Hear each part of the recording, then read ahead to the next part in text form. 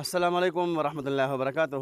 ډیره مجربه نسخه او بهترین اسان عمل چې تاسو غواړئ چې لکه موږ د خلکو د شر نه محفوظ شو، د دشمنانو د شر نه محفوظ شو، او دغه انشاءالله چې کوم خلک زموږ سره دښمني ساتي یا زموږ مخالفت کوي، خامخا یو ملګری وي او په څه کې مخکې نو بل کس دا غواړي چې دا موږ راواچو په ښه طریقه ورته چال چلن جوړ کړو، نو په هغې واسطه باندې هغه ملګری به شاته شي، که دا کاروبار دی یا بهر کې دکان دی، که هر یو څیز دی، یا په مثال کې دغه ملګری دی په دغه باندې څوک داسې ناشنا تعویذونه کوي یا په ناشنا جادوګر جادو مادو کوي. ډېر اسان نسخه ده.